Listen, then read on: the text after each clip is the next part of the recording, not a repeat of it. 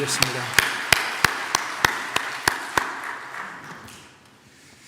하나님의 크신 은총이 오늘 2부 예배에 나와서 예배하시는 여러분들의 예와 시온성가대 위에 또 온라인 들으시는 분들이 함께 하시기를 주님의 이름으로 축원합니다. 아멘. 인격 대 인격, 사람 대 사람 또는 존재와 존재와의 만남에서 가장 중요한 일은 서로를 믿는 것입니다. 사랑한다라는 것이 무엇일까? 사랑한다는 것은 믿는 것입니다. 사랑하기 시작하면 그에 대한 사랑이 내 안에 일어나기 시작할 때 일어나는 현상은 그의 모든 것이 믿어집니다. 그의 말이 믿어지고 그의 약속이 믿어지고 그의 행동이 믿어집니다. 성경은 사랑을 말하면서 믿음을 얘기하죠. 고린도서 13장에서 말씀하기를 모든 것을 믿으며 모든 것을 바라며 모든 것을 견디느니라. 이게 사랑이라는 거예요. 단순히 뜨거운 감정이 아니라 모든 것을 믿고 바라며 견디는 겁니다. 이게 이 믿음이 곧 사랑이다 라고 하는 거죠. 그러니까 사랑이 식으면 믿음이 식습니다. 믿어지질 않는 거예요. 그의 어떤 말도 믿어지지 아니하고 어떤 약속도 믿어지지 아니하고 심지어 이전에 진실한 사랑으로 행했던 것들마저도 의심이 되기 시작하는 겁니다. 그러니까 믿음이 곧 사랑이고 사랑은 곧 믿음이다 라는 거죠. 하나님과 우리 사이에서도 가장 중요한 것은 역시 믿음입니다. 성경은 히브리서 11장에 말씀하죠. 믿음이 없이는 하나님을 기쁘시게 할 수 없다. 하나님께로 나가는 자는 반드시 그가 계신 것과 또한 그가 자기를 찾는 자들에게 상 주시는 이심을 믿어야 할지니라. 믿음이 없이는 하나님을 기쁘시게 할 수 없고요. 우리가 오늘도 예배를 드리고 하나님을 영화롭게 하고 하나님께 영광을 돌린다고 말하지만 하나님을 영화롭게 하는 것은 오늘 본문에도 말씀하고 있듯이 믿는 겁니다. 오늘 믿음으로 견고하여서 하나님께 영광을 돌린다. 그러니까 믿어야 영광인 거예요. 믿지 않고 행하는 모든 것은 영광이 될 수가 없습니다. 참 이 믿어서 영광을 돌린다고 하는 것은 참 우리에게는 희망의 어떤 빛입니다. 로마서 말씀에 모든 사람이 죄를 범하여서 하나님의 영광에 이르지 못하였다.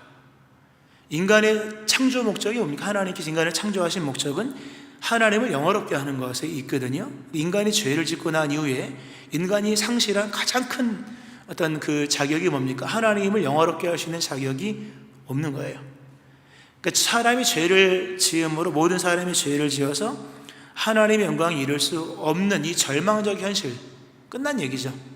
창조 목적이 끝나버린 겁니다. 인간의 존재의 목적이 상실된 겁니다. 그런데 놀라운 반전이 있죠. 그러나 믿는 자는 하나님을 영화롭게 할 수 있다 거예요. 대단한 얘기입니다.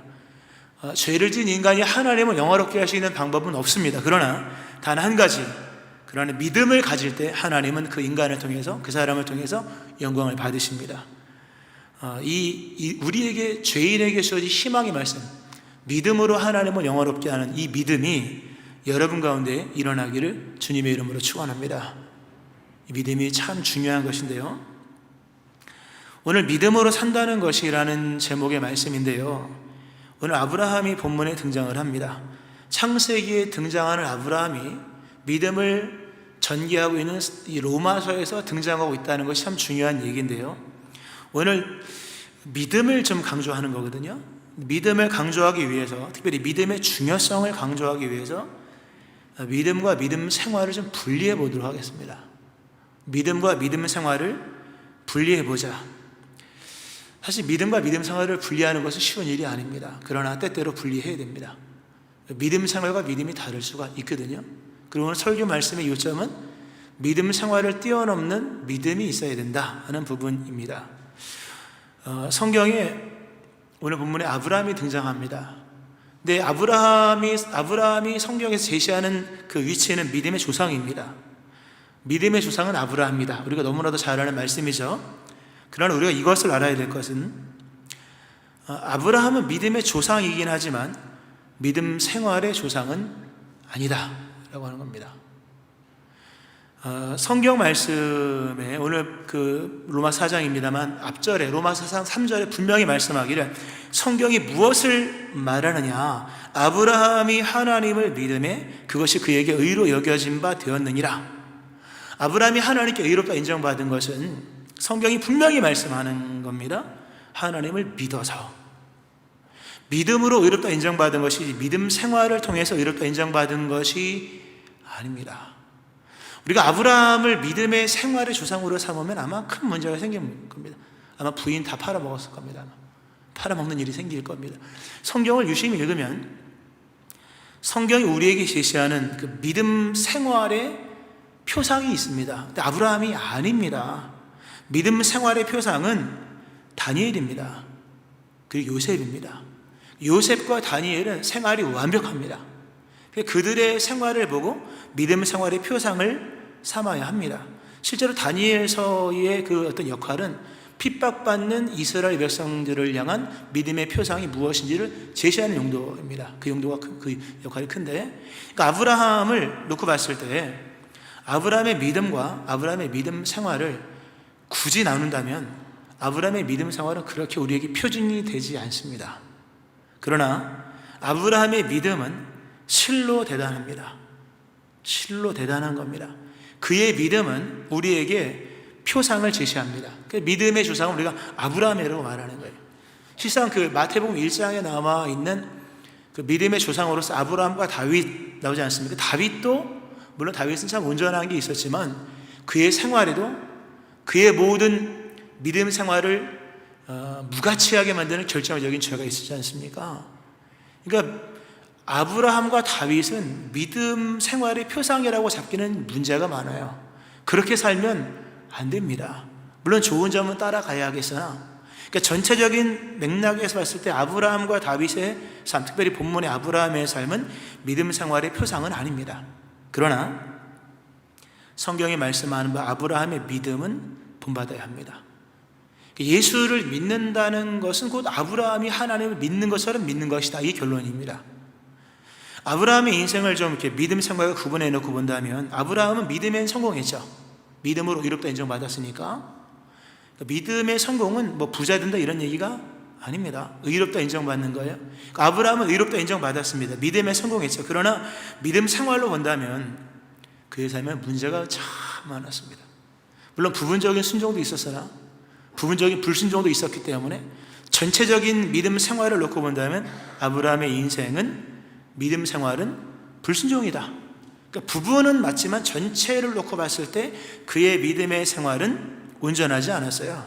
그러니까 하나님이 창세기 17장에서 99세 된 아브라함에게 나타나셔서 처음으로 입을 띈 말씀이 뭐냐면 너는 내 앞에서 행하여 완전하라.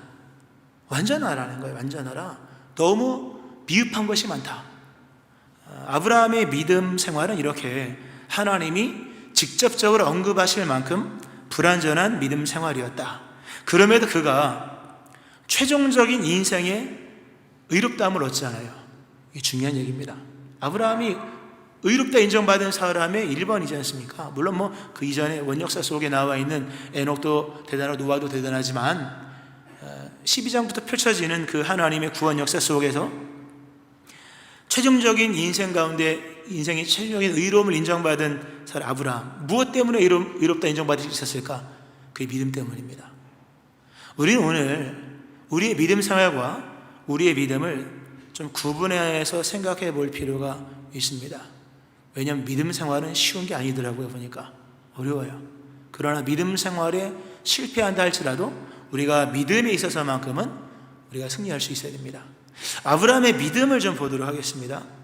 아브라함이 어떤 믿음이었을까? 어떤 믿음이 그렇게 하나님 보실 때 아름다운 믿음이었을까?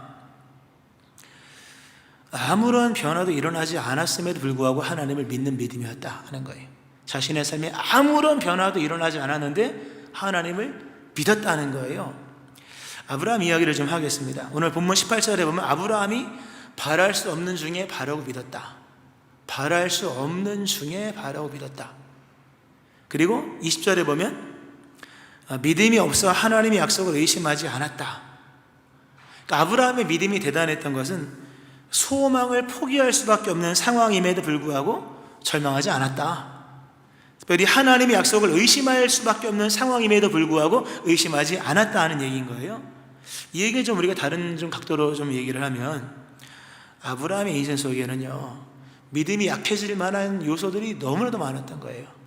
중요한 얘기 중에 하나가 아브라함의 믿음이 약했다는 얘기가 아닌 거예요. 믿음은 그대로인데 상황이 너무 안 좋은 거예요. 오늘 아브라함이 바랄 수 없는 중에 바라고 믿었다. 그리고 이 약속을 의심치 않고 믿었다. 바꿔 말씀드리면 아브라함이 의심할 수밖에 없는 상황이 계속 이어지는 거예요. 그것은 바로 이 몸 상태가 변화되지 않았다 하는 겁니다.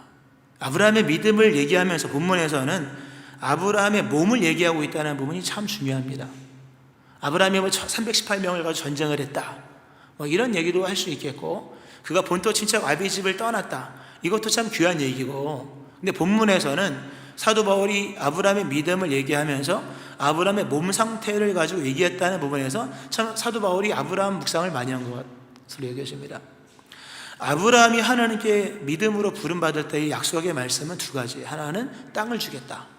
그 땅을 바라보면서, 약속의 땅을 바라보면서 고향을 떠나자고 우리가 12장에서 보는 내용, 창세기 12장. 또 하나 약속이 뭡니까? 자녀를 주겠다. 자녀를 통해 민족을 이루시겠다. 그런데 그 민족을 통해 민족을 이루시겠다는 약속은 그러니까 너와 너의 사라 부인을 통해서 낳은 아들을 통해서인 거예요. 양자라면 이런 게 아닌 거예요. 백성을 전쟁에서 이겨서 뭇백성들을 잡아 이스라엘로 귀화시키고 그래서 민족을 이루겠다, 전쟁을 통해 이겨서 수많은 백성들을 삼고, 이런 얘기가 아니라 순수하게 혈통을 통해서 민족을 이루겠다는 약속인 거예요. 이 약속을 받은 겁니다. 이걸 믿고 떠났죠. 그러므로 아브라함이 그 말씀을 받고 난 이후부터 아브라함은 아마 반사적으로 자신의 몸을 체크를 했을 겁니다. 하나님이 나에게 사라를 통해서 아들을 주시겠다고 하셨으니 분명히 시간이 지나고 때가 되면 나의 몸이 젊어질 것이다. 나의 몸이 점점 좋아져서 생식이 가능하고, 특별히 이 부인 사라의 몸이 다시금 폐경 이전으로 돌아가서 다시금 임신이 가능한 몸으로 될 것이다. 이 생각을 했던 겁니다.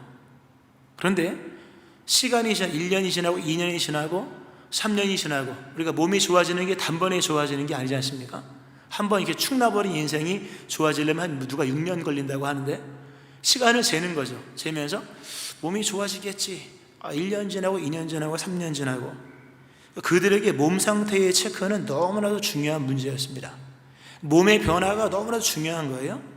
근데 10년이 지났음에도 불구하고 몸이 그대로인 거예요. 여기서 그들이 절망하죠.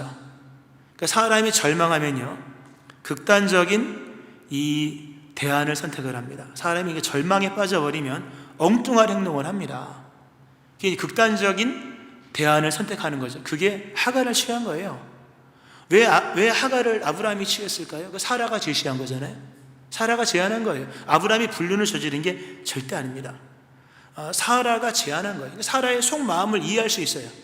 사라는 이미 65세고 이미 아이를 낳을 수 있는 나이가 이미 끝난 상태에서 하나님의 말씀을 들은 겁니다. 그러니까 사라가 아브라함과 동일하게 몸이 좋아질 줄 아는, 이제나 저제나 다시금 아이를 낳을 수 있는 현상이 일어날까. 근데 아무리 기다리고 10년이 지났음에도 불구하고 몸이 좋아지기는커녕 나이만 들어가고 점점 할머니가 되어가는 것입니다. 사라에게 드는 생각은 당연한 게, 이런 생각이 당연한 거죠. 나는 이미 생식의 기능이 끝났으니까 내 남편, 원래 남자는 이 생식의 능력이 더 오래 가잖아요. 내 남편이 아직 생식의 능력이 있을 때, 이때라도 젊은 여종 하갈을 통하여 아들을 낳아야겠다. 그 하갈이 제안했고, 아브라함도 돌아보니까 그런 몸의 변화가 일어나지 않았다는 거죠. 결국 하갈을 취한 겁니다. 그러니까 이들에게 있어서 이 몸의 변화라고 하는 것은 굉장히 중요한 거예요. 근데 그 변화가 하나도 일어나지 않았죠. 그러니까 이렇게 중대한 실수를 범하는 거예요. 나중에 창세기 17장을 보면 재미있는 장면이 나옵니다. 하나님께서 아브라함에게 나타나셔서 아브라함에게 언약을 재확인시켜 주십니다. 75세 때 받은 언약을 재확인시켜 주면서 내가 너와 세운 언약을 이룰 것이다. 내가 너와 너의 자녀와 영원한 언약을 맺을 것이고 민족을 이룰 것이다. 이런 중대한 언약을 처음에 하나님께서 아브라함에게 말씀하셨을 때보다 더 상세하게, 더 장황하게, 더 분명하고 더 확실한 비전으로 제시를 하시는데, 그때 아브라함이 엎드리죠.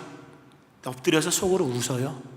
성경에 말씀하기를 아브라함이 엎드려 웃으며 마음속으로 이르되 100세 된 사람이 어찌 자식을 낳으리까? 사라는 90세이니 어찌 출산하리요?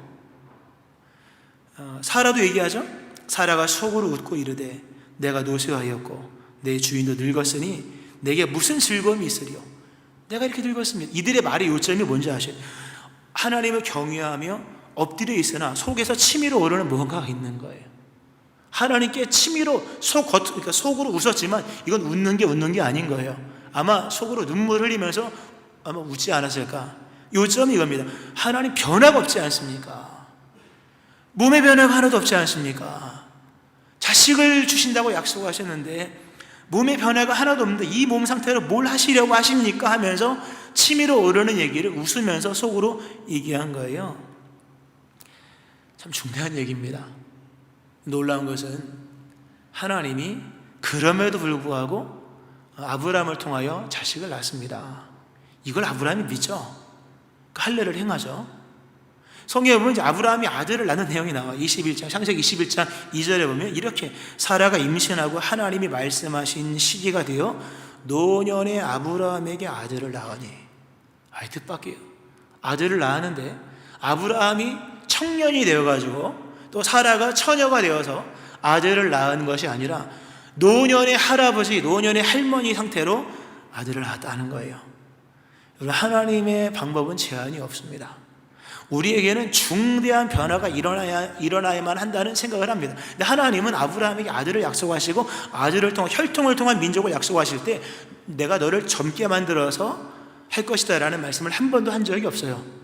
다만 아브라함과 사라가 인간적인 생각으로 그 말씀을 그렇게 받아들였기 때문인 거예요. 그러니까 사실 우리가 하나님의 말씀을 받아서 아멘을 했으나 상당수는 인간적 방법으로 이해하고 있을 수 있는 겁니다. 이 문제가 해결되기 위해서는 내 삶에 중대한 변화가 일어나야 돼. 근데 시간이 지나도 아무런 변화가 일어나지 않거든요. 근데 하나님은 변화와 무관하게 때가 돼 시기가 되어 말씀하신 대로 이루신다 하는 거예요. 할렐루야. 아브라함이 이걸 믿어요. 그러니까 아브라함이 하나님의 약속을 받고 나서 자신의 몸 상태를 체크를 계속 합니다. 근데 도저히 안 믿어지니까 안 믿어지는 상황에서 의심하는 상황에서 행동하는 그의 모든 믿음 생활은 하나님 보시기에 낙점입니다. 낙점. 실패인 거예요. 근데 하나님이 99세에 다시 나타나셔서 아브라함아 내년에 네가 아들을 낳을 것이다 라고 했을 때 아브라함이 속으로 웃었지만 결정적으로 하나님을 믿어요. 그게 할례입니다. 이게 중요한 얘기입니다. 아브라함이 하나님께 의롭다 인정받은 것은 믿음 생활이 아니라 믿음 생활을 뛰어넘는 결정적인 믿음의 행동이 있었기 때문인 거예요. 이 행동은 너무 행동이라고 하는 것은 삶이 아닌 거예요. 아브라함의 삶에서 굉장히 중요한 것은 그의 기나긴 믿음의 여정이 아닙니다. 그의 99세, 75세부터 99세의 믿음의 삶은 의심의 연속이었습니다. 그러므로 그 의심의 연속적인 삶에서는 하나님의 역사가 이루어질 수가 없는 거예요. 근데 그가 어떻게 아들을 받을 수 있게 되었느냐? 99세에 나타난 하나님의 약속의 말씀을 결정적으로 믿었기 때문이에요. 그리고 할례를 행한 겁니다.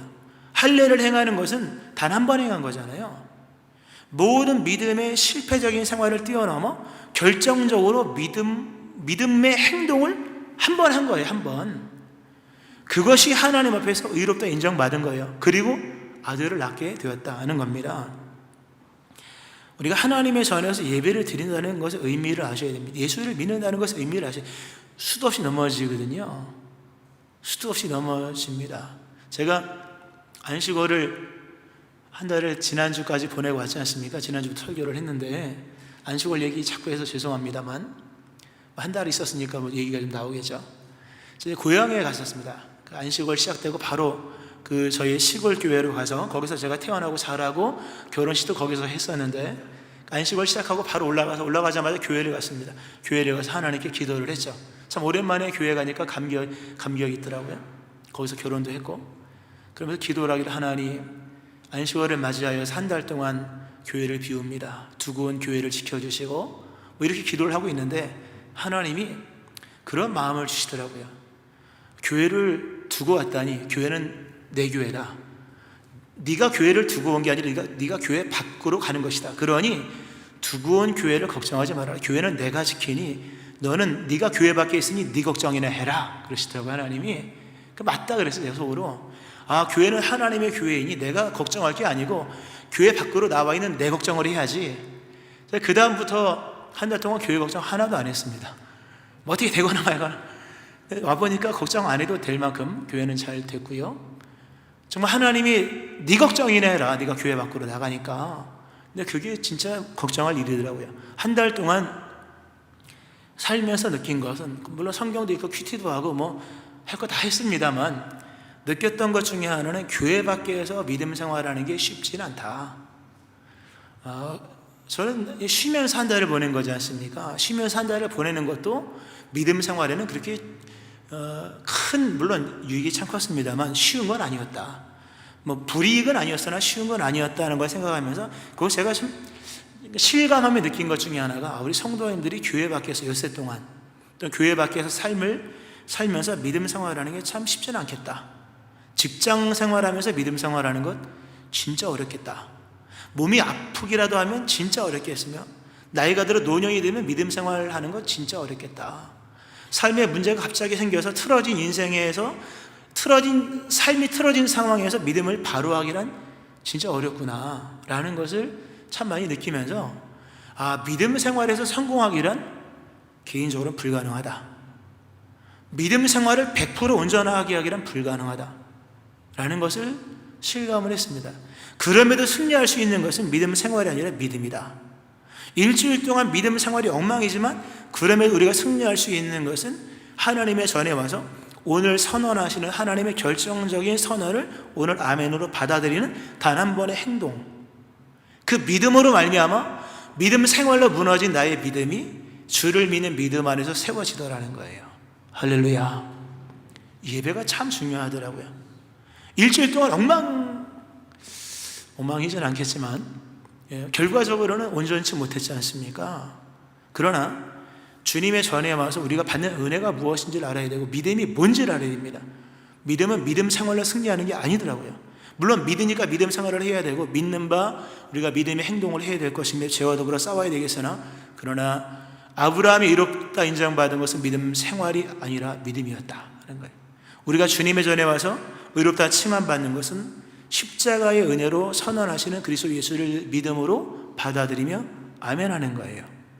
오늘 선언하시는 주의 의를 믿을 때 그 믿음을 보시고 우리의 모든 지난 날들의 삶을 의롭다 칭하시는 하나님의 은총을 믿고 깨닫기를 축원합니다. 너무나도 귀한 거예요. 아브라함이 우리에게 보여준 믿음은 바로 그런 거예요.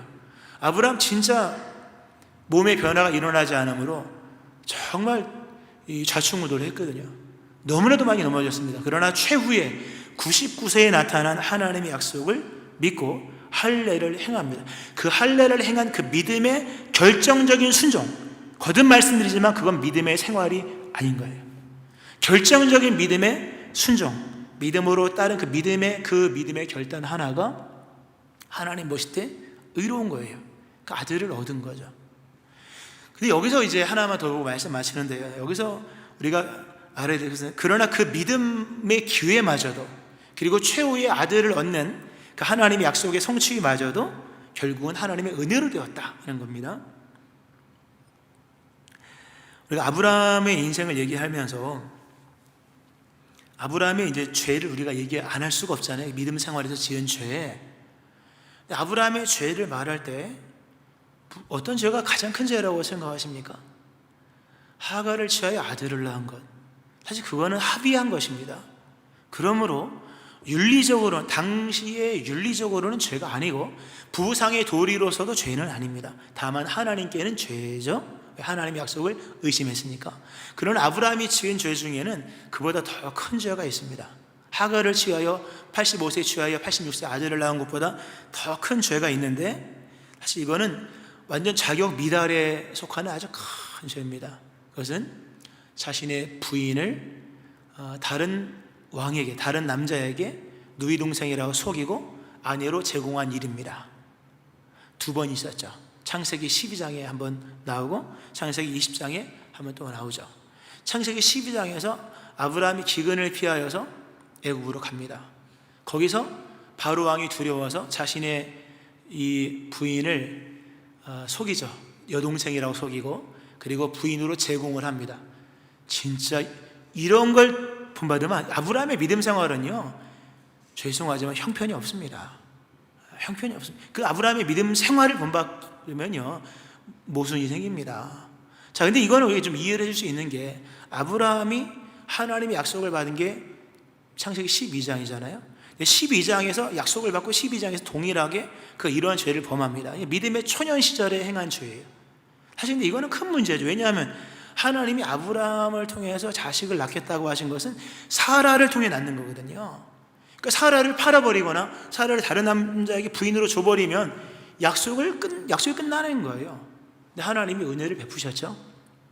부인 다시 찾아오게 하셨고 그러셨는데, 이러한 일이 또다시 한 번 더 일어납니다. 창세기 20장이죠. 아브라함이 남방왕 아비멜렉에게 자신의 부인을 또다시 누이라고 속여서 또다시 부인으로 제공을 합니다. 이게 아담의 타락의 연속이죠. 아담이 하나님께 범죄하고 난 이후에, 부인들 잘 들어보세요. 아담이 하나님께 범죄하고 난 이후 제일 먼저 한 것이 뭐냐 할 때, 사람은 자기 중심성이 있습니다. 분리하면 다 끊어버립니다. 자식이고 남편이고 없습니다. 다 끊어버려요. 아담이 하나님께 범죄하고 하나님이 누가 너에게 벌거벗었음을 알려줬냐, 내가 너에게 먹지 말라는 선악 알게 하는 나무의 실과를 먹었냐고 물어봤을 때 아담이 순간 불리하다는 걸 깨닫고 제일 먼저 행한 것이 뭡니까? 부인을 모른 채 하죠. 부인을 잘라버립니다. 하나님이 주신 그 여자가, 뼈 중에 뼈, 살 중에 살은 날아갔습니다. 하나님이 주신 그 여자가 인간의 본능이에요. 사람 분리하면요, 끊어버립니다. 남편은 아내를 끊어버리고 아내는 남편을 끊어버리고 모르는 채 하는 거예요. 이런 아담의 타락한 모성이 아브라함에 그대로 남아있는 거예요. 사실 그럼에도 하나님 역사를 이루셨다는 건데, 아브라함이 창세기 20장에서 불리한 상황이 되죠. 또다시 부인을 끊어버립니다. 내 누이입니다. 실제로 약간 그 촌수를 따지면은 먼 친척이거든요. 내 누이 동생입니다. 이 여인을 부인으로 데려가십시오 라고 합니다. 이건 아주 심각한 죄입니다.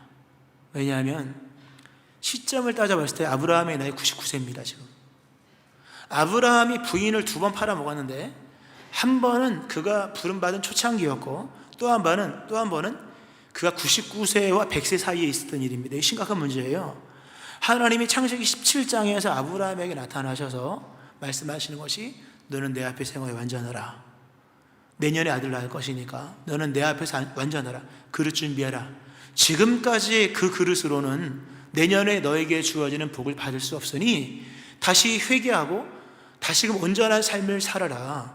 분명히 하나님께서 경고 아닌 경고로 말씀하셨고, 그리고 장황한 귀한 복의 말씀을 또다시 재확인 약속하셨습니다. 그게 17장이에요. 그때 그 나이 99세. 아브라함이 약속을 믿고 할례를 행했죠. 그러나 그리고 나서 나오는 아브라함의 큰 죄가 바로 아비멜렉에게 자신의 부인을 누이라고 속이고 팔아먹은 거예요. 물론 하나님이 거두셨지만 다시 만들어주셨어요. 여기서 심각한 문제가 있습니다.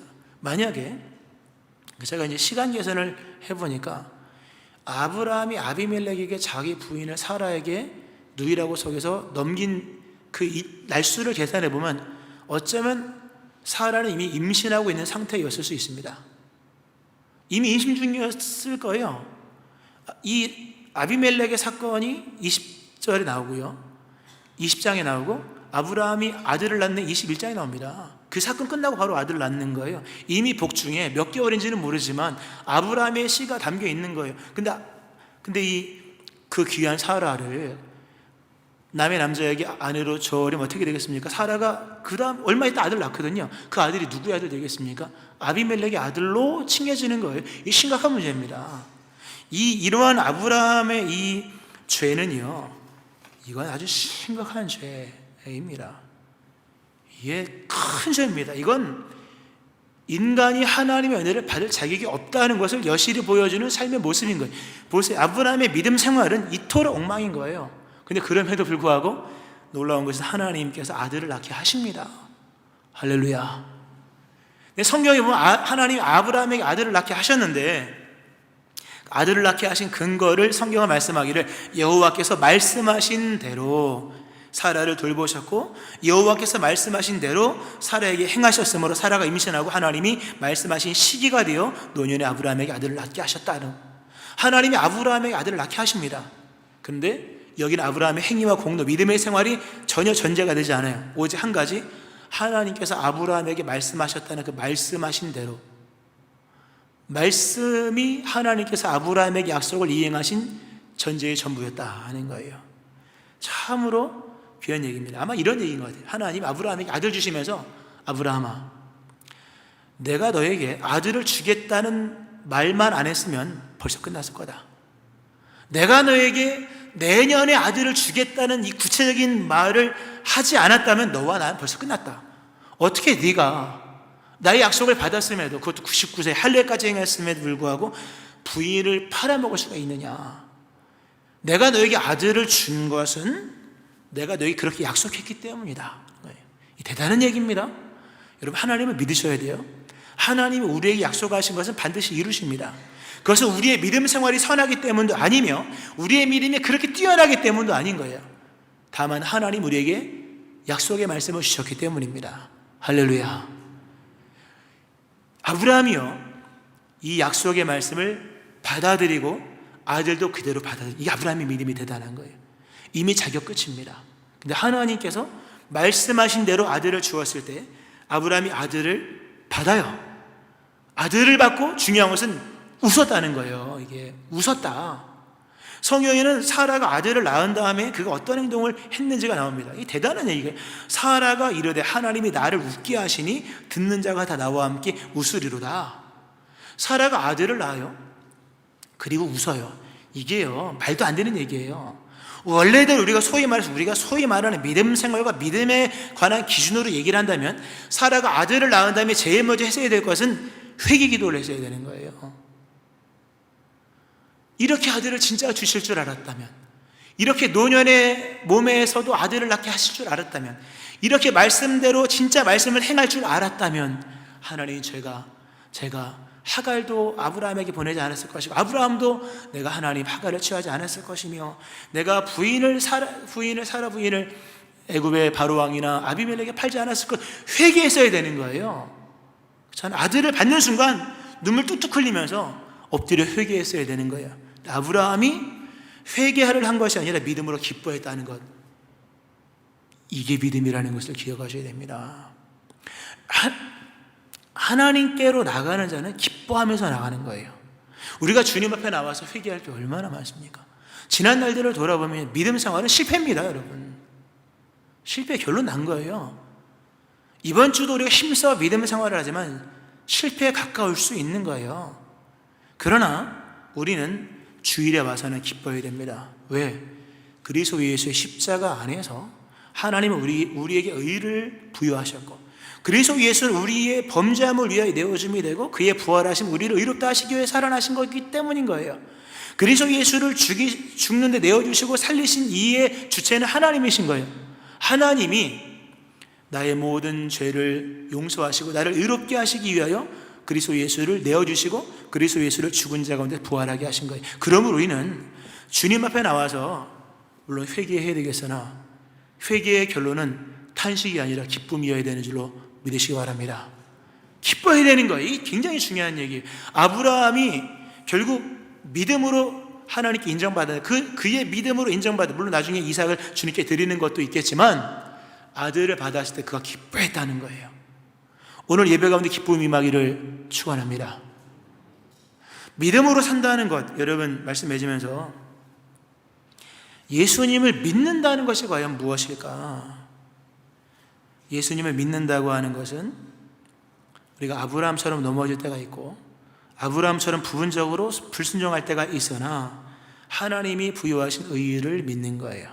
믿음은 하나님의 의를 수용하는 것입니다.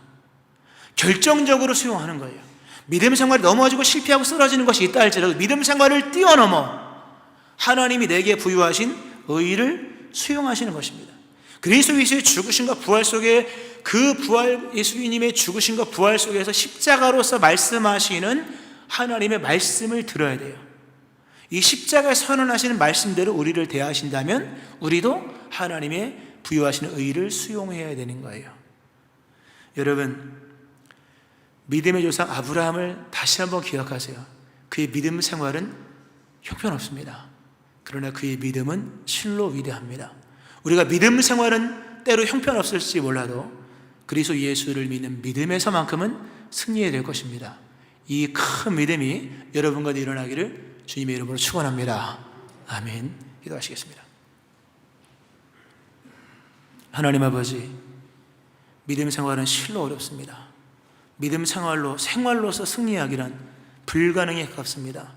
그러나 하나님께서 아브라함을 믿음으로써 의롭다 인치신 것을 기억하면서 오늘 십자가로 선언하신 하나님의 위대한 말씀, 그리스도 예수의 죽으심과 부활 안에서 선언하시는 하나님의 의를 수용합니다. 하나님, 이 믿는 믿음이 충만하게 하시고 이 믿는 믿음을 통하여서 다시금 새로운 믿음에 출발하는 믿음으로 살아가는 주의 종들 되게 하여 주옵소서. 예수님의 이름으로 기도합니다. 아멘.